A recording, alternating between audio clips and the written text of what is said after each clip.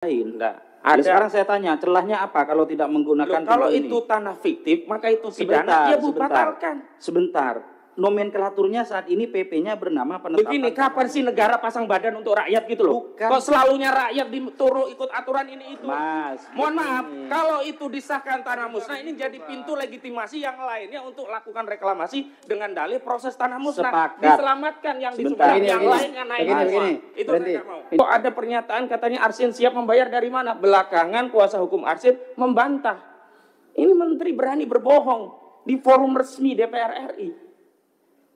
Lalu kalau motifnya itu nyambung bagi rakyat, dan rakyat sudah tahu Pak. Kalau Bapak kunjungan ke Pulau Cangkir, saya kan yang pertama kali dengan kawan-kawan memviralkan pagar laut di Pulau Cangkir itu. Juga kemudian nelayan Khalid dan yang lainnya, rame kita bareng-bareng. Baru terungkap rencana penjajahan tanah laut kita ini. Nanti oligarki ini kalau mau ngerampas tanah lebih mudah dia, cukup main dengan BPN. Sekarang saja yang PP ini belum berlaku, per Januari masih diakui Giri.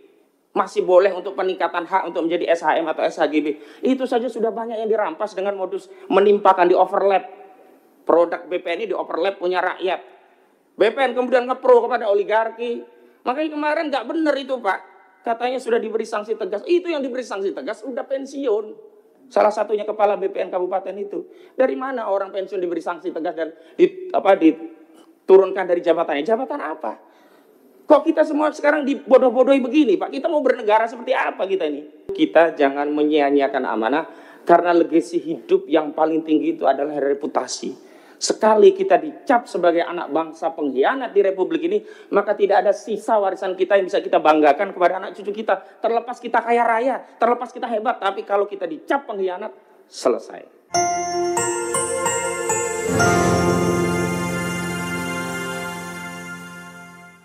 Berikutnya kita bergeser ke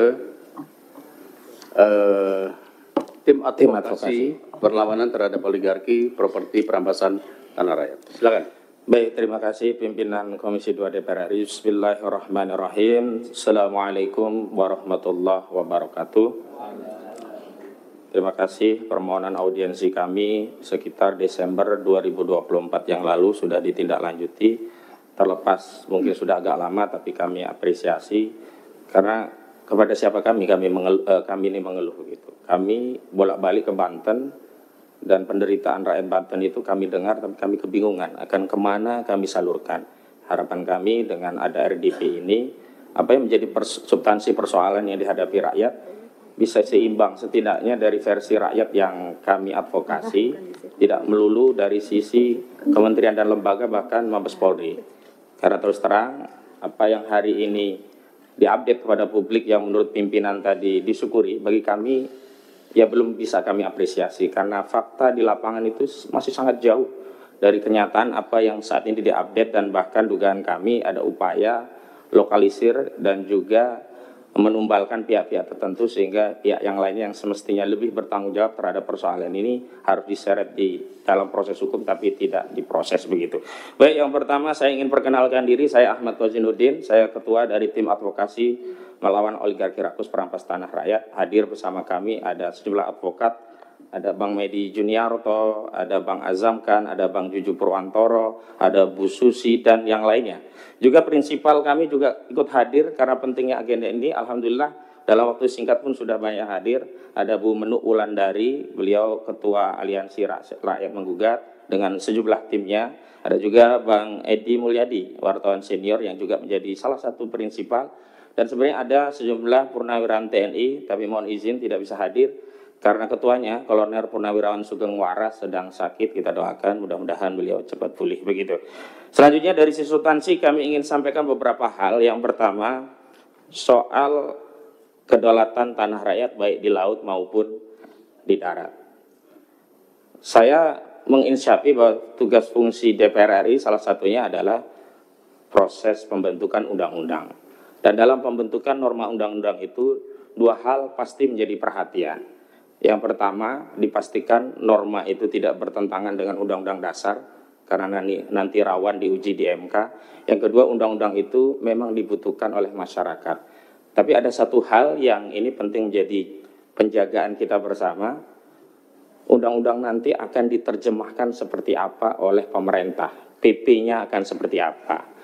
Dan ini kami temui, masalah pagar laut ini bukan ansih soal pagar laut dan ada sertifikat laut. Tapi di sana terkandung motif untuk melakukan proses reklamasi dan rekonstruksi wilayah laut dengan dalih itu adalah tanah musnah yang sudah dipersiapkan belitnya peraturannya di PP nomor 18 tahun 2021.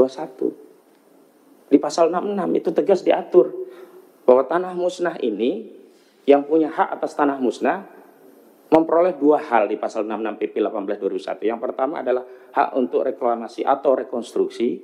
Yang kedua bahkan punya hak untuk mendapatkan uang kerohiman. Artinya bukan hanya wilayah laut yang akan dirampas oleh oligarki jahat ini, tetapi juga APBN atau APBD akan diambil juga untuk mendapatkan kompensasi uang kerohiman dari sertifikat mereka yang mereka dalihkan dulunya. Mungkin zaman jahiliyah, zaman Fir'aun mungkin. Itu diklaim sebagai tanah daratan yang kemudian menjadi tanah musnah. Maksud saya begini, Undang-Undang Cipta Kerja, Undang-Undang nomor 6 tahun 2003, mulai mengatur apa itu disebut dengan tanah musnah. Sebelumnya di belit pertanahan, akarnya kan Undang-Undang Pokok Agraria 560, itu tidak pernah diatur apa yang dimaksud dengan tanah musnah.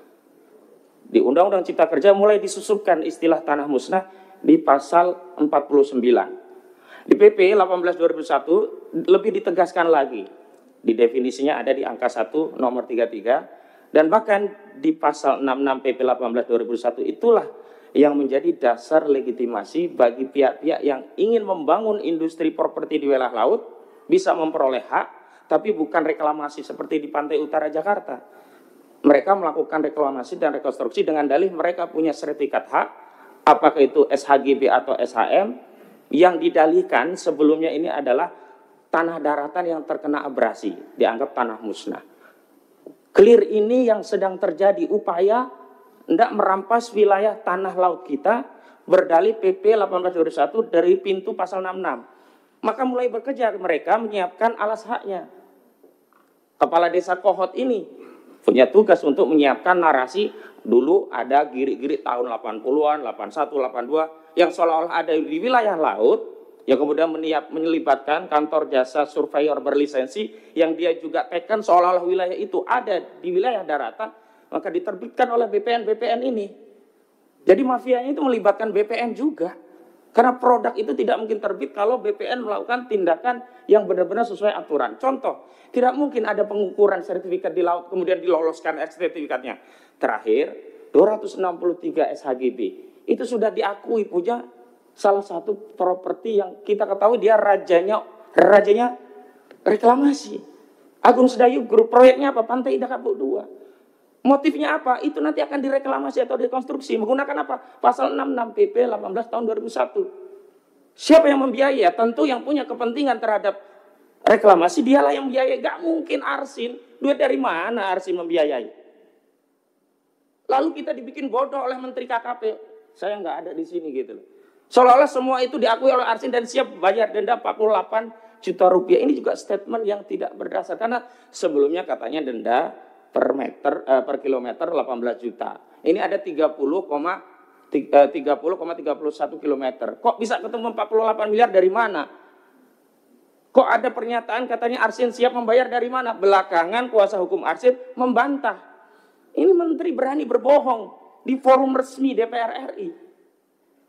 Lalu kalau motifnya itu nyambung bagi rakyat, dan rakyat sudah tahu Pak. Kalau Bapak kunjungan ke Pulau Cangkir, saya kan yang pertama kali dengan kawan-kawan memviralkan pagar laut di Pulau Cangkir itu. Juga kemudian nelayan Khalid dan yang lainnya, rame kita bareng-bareng. Baru terungkap rencana penjajahan tanah laut kita ini. Itu di wilayah laut. Dan mohon maaf itu tadi bisa jadi karena pertimbangan DPR ketika membuat peraturan hanya berkutat kepada apakah ini dibutuhkan masyarakat, yang kedua apakah bertentangan atau tidak dengan undang-undang dasar, tapi tidak berpikir nanti akan diterjemahkan seperti apa oleh eksekutif, PP-nya nanti seperti apa. Ternyata PP itu merinci dengan sesuatu yang tidak pernah diatur dalam undang-undang. Nggak ada hak reklamasi yang diatur dalam undang-undangnya, tiba-tiba dimunculkan dalam PP-nya. Jahat sekali, ini oligarki sudah masuk ke relung-relung bernegara kita. Saya bicara atas nama negara, bukan hanya rakyat hari ini. Kalau hari ini kita diam, nggak tahu kita punya kedaulatan wilayah apa lagi. Itu untuk di wilayah laut. Sekarang di wilayah darat. Mumpung ada BPN dari Kabupaten Tangerang juga di tingkat provinsi. kami menemukan data, dan ini dari situs Bumi ATR, data yang kami olah. Ada 3 orang nama, Eng Chun atau Gojali, kemudian Freddy dan Henry, punya tanah 9 juta hektar. 9 juta meter persegi atau 9.000 hektar.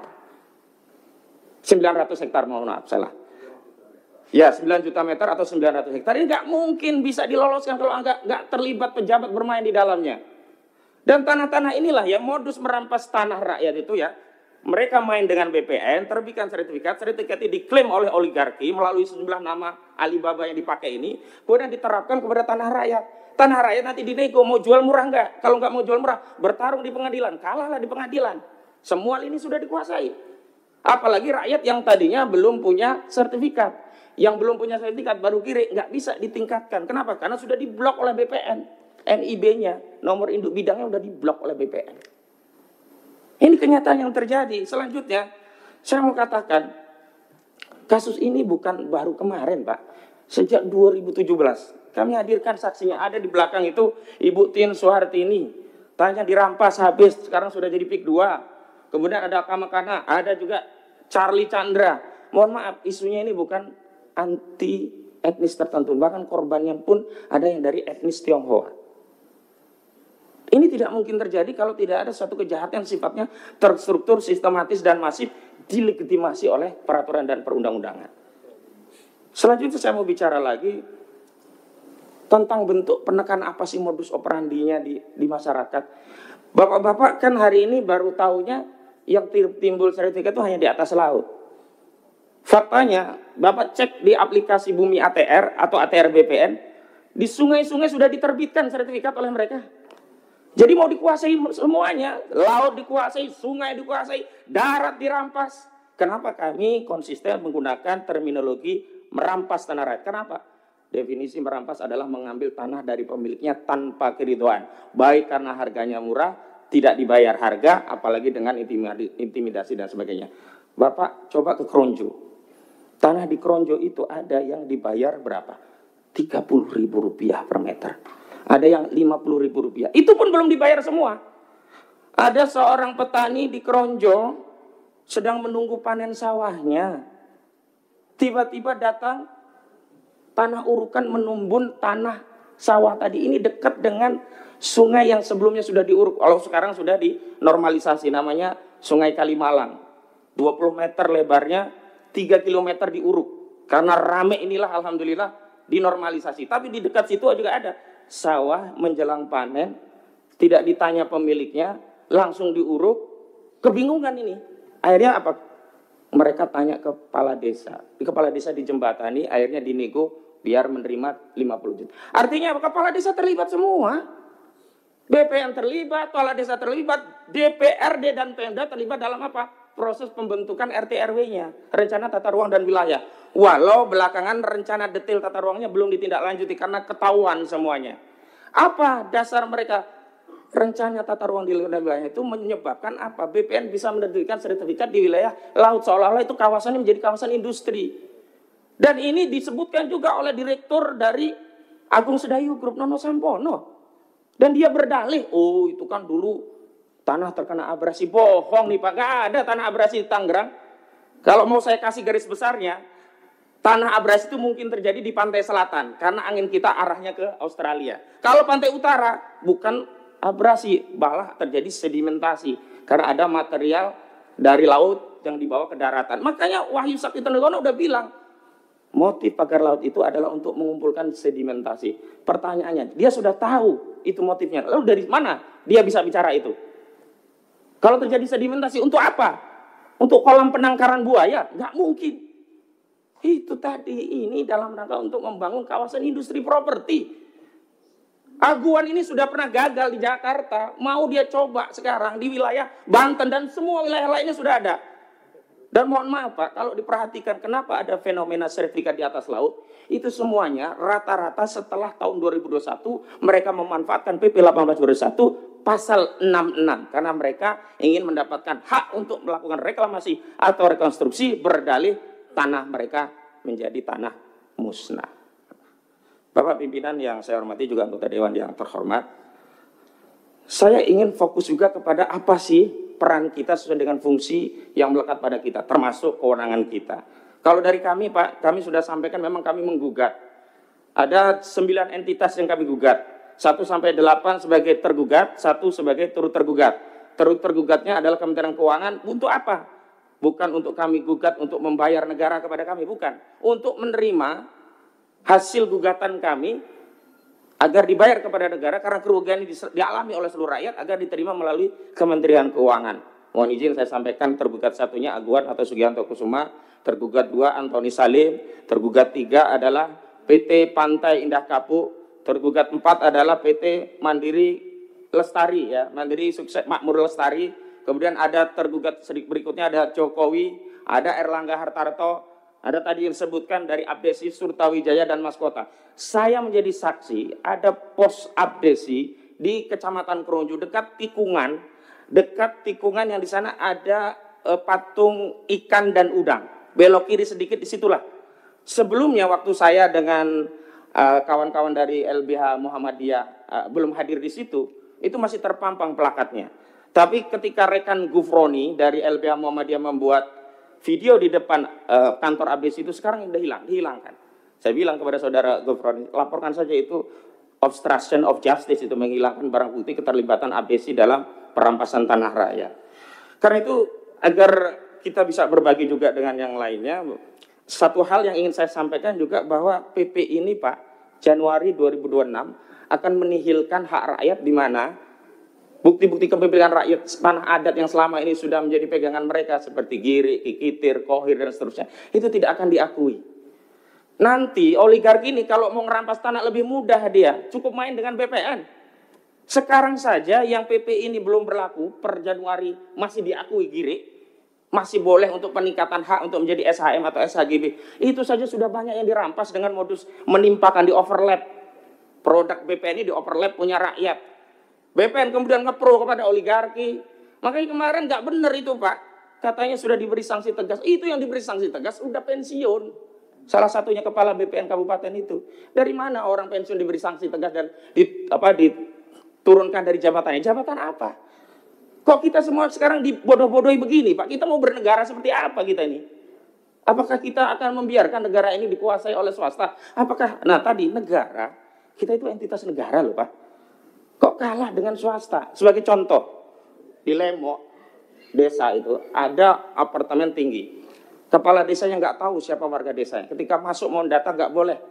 Jadi di PIK itu seperti ada entitas terpisah dari Negara Kesatuan Republik Indonesia. Maka mohon maaf, jangan tersinggung kalau saya berulang kali mengatakan jangan-jangan ada Negara Kesatuan Republik Aguan. Maksudnya itu. Sampai hari ini pun Kapolri coba nanti dipanggil. Kenapa sampai hari ini tidak ada satu patah kata pun dari Kapolri bicara tentang PIK 2? Apakah kemudian negara ini sudah segitunya gitu loh? Dan mohon maaf, ini yang saya ingin sampaikan. 3 hari yang lalu saya kunjungan ke Kesultanan Banten bernama sejumlah purnawiran TNI. Ada Laksamana Slamet Subianto Purnawirawan, ada Pak Samsu Jalal Purnawirawan, juga ada Pak Sunarko Purnawirawan, Maijen sama Laksamana. Kami menerima keluhan dari Banten. Apa coba sekarang narasi yang berkembang di wilayah Banten? Kami rakyat Banten dulu bergabung karena percaya NKRI ini akan mengelola tanah kami dan memberikan kesejahteraan kami. Sebagaimana amanat pasal 33 ayat 3 Undang-Undang Dasar 1945. Bumi, air, udara, serta kekayaan yang terkandung di dalamnya dikelola oleh negara dan digunakan untuk sebesar-besarnya kemakmuran rakyat. Tapi apalah cur hari ini kami saksikan bahwa bumi, air, udara, apa yang terkandung di dalamnya dikelola oleh swasta, dikelola oligarki dan untuk kemakmuran oligarki. Lalu apa alasan kami untuk tetap bersatu dengan NKRI? Ini sekarang narasinya di Banten itu sedang berpikir apakah kita kembali ke Kesultanan Banten, sekedar informasi. Lalu yang penting juga untuk kami sampaikan adalah bahwa kasus ini sebenarnya kalau negara hadir, sejak pagar itu 1 meter saja sebenarnya sudah selesai. Memang ini ada masalah besar. Tapi bukan berarti sebagai bangsa yang besar kita tidak bisa menyelesaikan persoalan ini. Caranya dengan apa? Jujur. Tadi yang disebut, yang jadi Tropical Coastline itu Bapak-Bapak, mohon maaf saya kasih tahu, ini tanah hak negara mau dirampok oleh Jokowi dikasih kepada Aguan. Kenapa? Dari 1.755 hektar proyek PIK 2 yang disebut dengan Tropical Coastline, 1.500-nya itu kawasan hutan lindung yang kewenangannya ada pada negara. Mau dikasih kepada PIK 2, dikasih ke Aguan. Ini korupsi. Penyalahgunaan kewenangan dan perbuatan melawan hukum yang menguntungkan diri sendiri orang lain atau korporasi, dalam hal korporasinya Aguan karena dapat tanah, yang merugikan keuangan negara. Ruginya negara apa? Kehilangan kawasan hutan lindung yang itu mewakili kerugian rakyat. Sejelas ini sebenarnya masalahnya. Tapi kenapa yang ditangkap baru Arsin? Kalau mau saya bilang, bukan hanya Arsin, bukannya BPN pun, begini info yang saya dapat. SHGB itu seolah-olah hanya dikeluarkan oleh Kantah. Padahal menurut kewenangannya, kalau dia di bawah 4.000 memang Kantah. Di atas 4.000 sampai 10.000 Kanwil. Di atas 10.000 Menteri. Kenapa sekarang kemudian yang tahu kita malah menterinya kebakaran itu kantornya? Dan kami sudah dapat info di lapangan itu ada yang luasnya 30 hektar. Berarti kalau RSHGB 30 hektar salah satunya itu mustahil oleh Kantah. Dan saya minta kepala desa dan Kantah semuanya, ayolah kita tobat gitu loh. Tobat nasuha demi anak cucu kita ke depan. Apa yang mau kita wariskan bagi anak cucu kita kalau semua kedaulatan sudah dirampas pada hari ini, padahal kita masih hidup di hari ini dan kita bisa mengambil tindakan di hari ini. Saya ulangi statement saya di ILLC beberapa waktu lalu sekaligus penutup penyampaian saya di dalam rapat ini. Bapak-bapak Ibu sekalian yang kami muliakan. Hakikatnya kita tidak mewarisi bangsa ini dari para pendahulu kita, daripada pendiri bangsa kita. Tapi sejatinya kita sedang mendapat titipan amanah bangsa ini dari anak cucu kita generasi selanjutnya. Maka sudah menjadi kewajiban tanggung jawab kita agar apa? Negara ini sampai kepada rakyat kita. Jangan sampai negara ini nanti sampai kepada rakyat kita namanya sudah bukan lagi Negara Kesatuan Republik Indonesia, tapi sudah menjadi Negara Kesatuan Republik Aguan. Ini kenapa nih mati nih? Mati, Pak. Cek. Sampai ada sabotase mic juga saya menyampaikan ini. Luar biasa ini negara. Luar biasa. Saya kualifikasi dengan sabotase. Kalau sabotase berarti saya korupsi. Tapi ini kan Sabotase di luar kendali pimpinan. saya memberikan waktu seluas-luasnya. Bapak mau bicara apa saja silakan. Tolong dicek dulu, mungkin ada yang kesenggol kabel-kabelnya. Ini biasanya ada yang kesenggol kabel-kabelnya.